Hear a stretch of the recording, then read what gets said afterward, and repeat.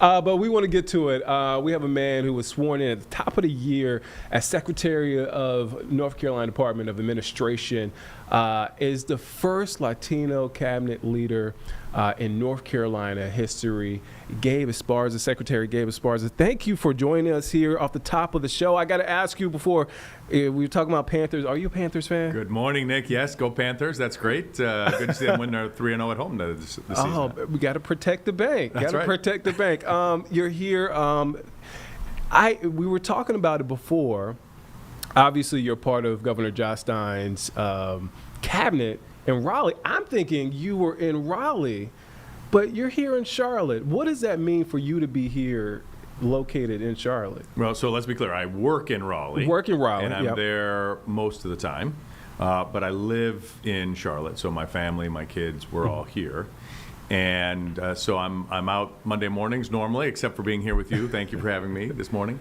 Either driving or on the train over to Raleigh, and I'm there Monday through Thursday, back in time for dinner on Thursday night with the family.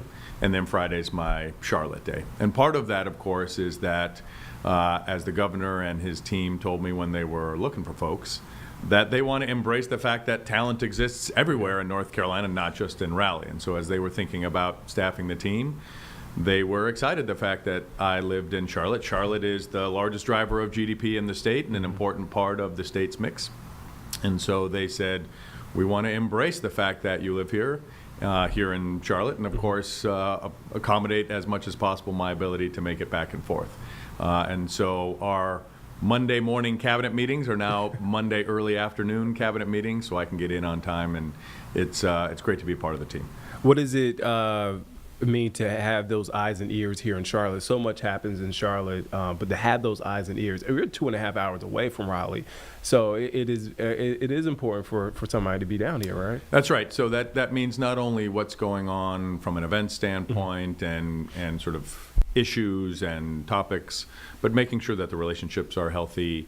And so I'm friendly with members of City Council and County Commission and the school board, but also business leaders and other leaders throughout the city and the county.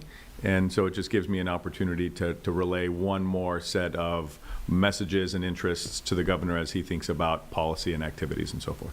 How would you describe your role within this cabinet? For if you had to describe it, and you had to, if somebody came up to you on the street and you introduced yourself, what would you say your role is? So there are 11 cabinet secretaries in the administration, and I run the Department of Administration, which is, in its shortest description, the internal business operations manager of the state. So we empower the other cabinet agencies to be effective in all that they do. So we manage all of the state's assets. That's all property, land, and buildings. We build the new buildings. We manage the facilities. But we also manage the service operations for the state. So that's all the motor fleet, the vehicles of the state, all procurement, all internal governmental mail services, et cetera, et cetera. But uniquely for us, we also have an advocacy arm. So different than other states' departments of administration, or at the federal level, it's called the General Services Administration.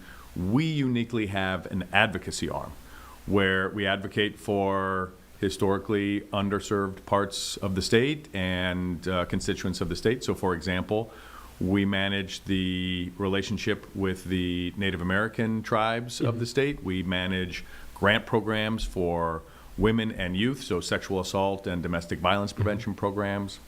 We manage all non-public education, so private schools and homeschools. Okay. And the historically underutilized businesses office, where we certify and help promote women and minority small businesses. So all of that advocacy is just as important as the service operations and the asset management of the state. You bring up minority. It is Hispanic Heritage Month. Until October 15th. September 15th to October 15th. We have a couple of more days. That's right. When you hear the words and you Google your name and it pops up a lot, and rightfully so, the first Latino cabinet leader in North Carolina history. What does that mean? Well, it's of course an honor for me and my family, and I'm so thankful for the governor for having the confidence in me to appoint me to this role, leading the Department of Administration. But I know it's equally important for our community. And so Latinos everywhere have been so supportive of my efforts. And of course, this month has been quite active, as you can imagine, in celebrating and in talking about the issues and highlighting the history and the character of the culture and the contributions Latinos make to the state. So I know we'll get into it, but it's an important part of my story and my journey. And I believe it is my responsibility to be a champion, a leader, a pioneer for the community as I go about my job. Talk about your story. Correct me if I'm wrong. I read great grandson of immigrants, came from Mexico, family originally from Mexico. To have that story and where you are now, have you taken the time to sort of reflect? So I appreciate that. I am always reflecting. We just had my father's 80th birthday back in California. Happy birthday, Dad. Happy birthday, Dad. And in many ways, each of the generations that have been here in the United States, it was my great-grandparents, but my great-grandmother was pregnant with my grandfather coming across. So he's sort of that hybrid. Maybe he was there, maybe he was here. But they were farm workers in Southern California, picking oranges in the orange groves of Southern California. My dad tells a story. He picked oranges for 25 cents a crate back in the 50s and the 60s. And then he went on as somebody who was told by my grandfather that education equals freedom. The more education you have, the more freedom you have to choose what you want to do in your life as opposed to others dictating that to you. And so he ultimately went on to become the first Latino to graduate with a PhD in psychology from the University of Michigan in the early 70s, which is why I was born at the University of Michigan. And so he is of that pioneering generation as well, breaking through in his case, the academic ranks and the PhD ranks, and went on to have a very successful career as a psychologist. And that just laid the groundwork for me to continue in that tradition, but find my own way to be able to contribute and give back. Do you ever think about what your grandparents would say now, great-grandparents? I often think about that. My grandparents passed away years ago, and I think about, man, what would they say? What would they think? Yeah, I think sometimes they would simply not understand the types of activities, the types of responsibilities, the types of circles that I work in, but simply would be saying, are you happy and are you doing a good job and are you giving back and taking care of your family? And so they would be proud for that reason. They wouldn't necessarily understand, but that's part of the journey. You see your kids grow up and do things that you don't know. I don't understand half of the music that my kids listen to. I understand that. Or the mediums in which they communicate with one another. But nevertheless, I take great pride in the effort that they put forth and the work that they do. And so it's part of every generation's journey. What is your message to that younger generation, to your kids? Father of two? That's correct. Father, 2 teenagers. Two teens. Yeah, watch out. Your message to them, to a younger generation as well. Find your passion. Yeah. Think about what you want to do. Don't just follow what the crowd is thinking about. Find what you like and what you want to do, and then pursue that with excellence. Be the best that you can be. Get ahead. Don't wait to be told what to do. Anticipate what to do. Get ahead. Make a difference. And then understand the value of relationships and the network to be able to find the pathways to do what you want to do. So it's both being excellent in what you do, take advantage of the system and the network, and go make it happen. Make a difference in the world. Do your kids, are they impressed? Teenagers, are they impressed by what you do at all? Well, teenagers are hard to impress. That's a fun set of stories because you'll know prior to this job, I was working in Washington as a part of the administration at the SBA. And so, of course, I had an opportunity to take my kids to the Capitol, to the White House.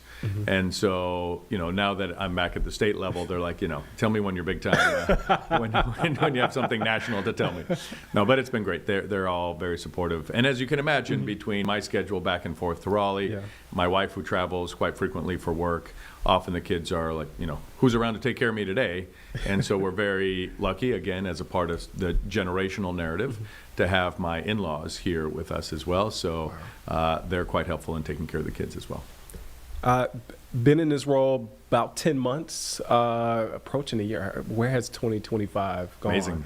What has been your biggest takeaway in these 10 months in this role? Some of the challenges as well.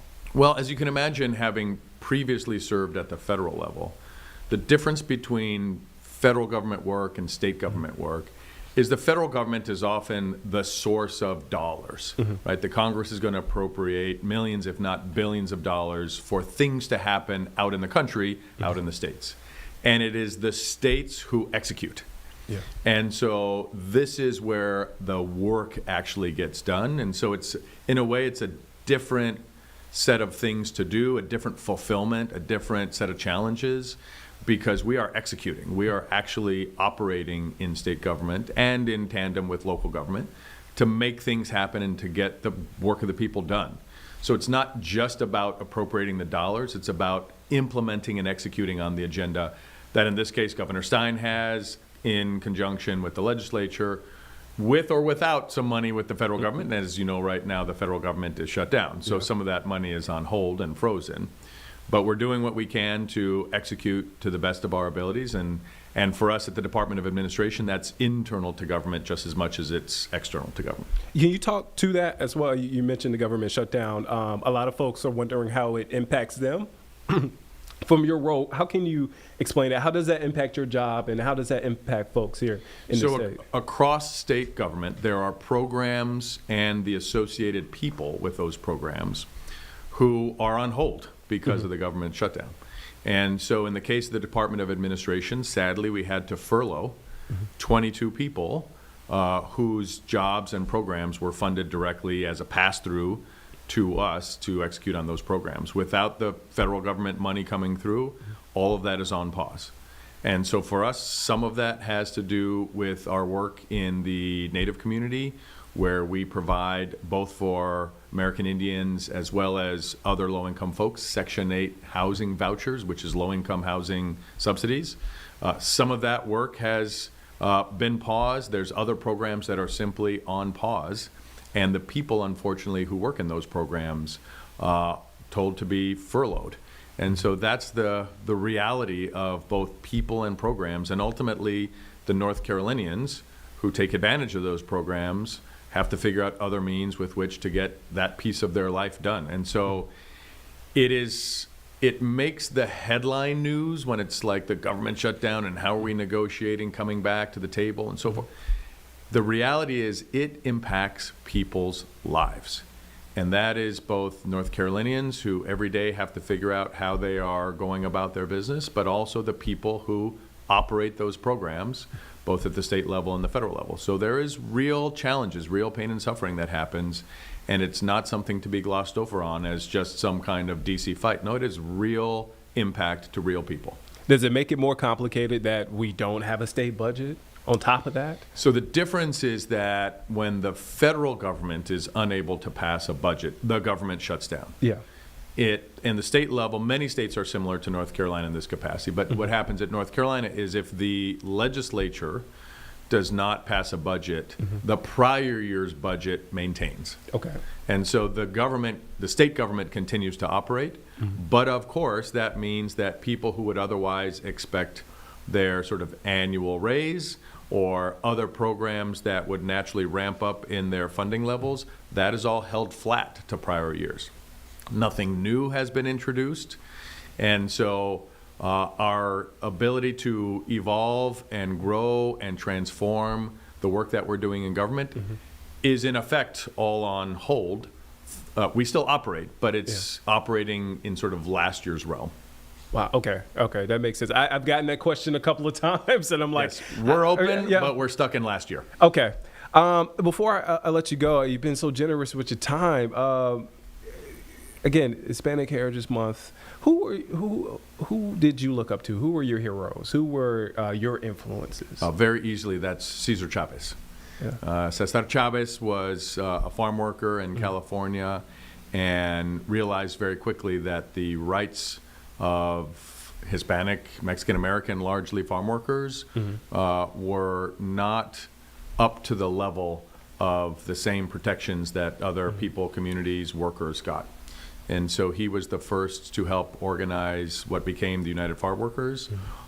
He worked hand in hand and got lots of attention, as you can imagine, from politicians, but ultimately he was a man of the people. And I distinctly remember, or at least I have pictures to help me remember, that my parents would participate in some of these walkouts, protests. In Spanish, they're called huelgas, where they would say, don't buy these grapes, don't buy this lettuce, don't buy whatever agricultural product they were talking about, because those particular farmers weren't respecting the rights of those workers. And so I have pictures of me as a 2-year-old, 3-year-old with little buttons that said, don't buy grapes, don't buy lettuce, what have you. So he was my inspiration. Now, today in North Carolina, we are 1 million Latinos, almost 11% of the state. And what was originally a wave of migration to work in the fields, do agriculture, then transformed in the 80s and 90s to be a wave of immigration that supported the growth and development through the construction industry. And today we are very spread out across all sectors, right? Retail, healthcare, in government, et cetera, to the tune of about $37 billion in impact, in GDP impact for the state.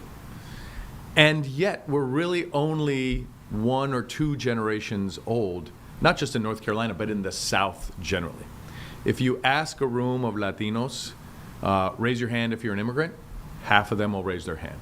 If you ask a group of Latinos, raise your hand if you were born here, but your parents were born in another country, the other half of the room raises their hand. We're really just about 2 generations old, and yet now 1 million people. So what does that mean? In many ways, Latinos are just acculturating, just getting used to, and again, this is 50 years, we're talking about 2 generations, but in many ways still just getting used to what it means to be full participants in society and economy, and the opportunities that being embedded in the state mean. So that means, of course, trying to figure out just how to get along, how to get a job, how to send your kids to school, how to put a meal on the table. And over time, it means more and more civic participation. And yet, there are very few elected Latino officials. Charlotte's actually doing a great job. We have somebody on city council that was just elected, J.D. Masueras Arias. Yep. We have Commissioner Susan Rodriguez McDowell on the county commission, Liz Monterrey and the Charlotte Mecklenburg school system. Jordan Lopez is in the state delegation to the General Assembly. And while I'm not elected, as an appointed official, myself included, Charlotte is actually quite ahead of the game when it comes to political representation from the Latino community. So we're doing well. Do you feel like it's your duty to help advance that? Because like you said, it's more than just, hey, we need to survive, we need to have jobs, but we need to be in these elected or appointed positions. I feel it is my duty to be excellent in everything that I do. So as an example of somebody who has, for the first time, been a member of a governor's cabinet, that means I need to do a great job at everything that I'm tasked to do. So being excellent in everything that I do is my first responsibility. Where I can uplift and shine a spotlight on the story and the journey of the Latino community, I do so. And that can be sharing that with the governor directly, his policy advisors on issues that are relevant to the Latino community, or in my more public acts of being involved with and celebrating, highlighting issues, things that are relevant to the Latino community, I do so. And ultimately, where I can, being a connector, being somebody who can help identify talent and uplift talent. This is all part of the Latino journey, as it is a part of the North Carolina journey. I do my best to be involved with all of those things. Secretary Gabe Esparza here in studio on Live Impact News. Thank you for your time. Thank you for stopping by. And now that I know you're in Charlotte, you have to come back. We'll get together. We'll see how those Panthers are doing. Oh, man, we have to check in. Hopefully we'll have another win. Secretary Gabe Esparza, if you missed that interview, we will have that available shortly. Our awesome digital team will put that on our digital platforms in just moments. Carlene, do we want to head to break real quick? Let's head to break. We'll be back here in just 2 minutes here on Live Impact News on WCNC+.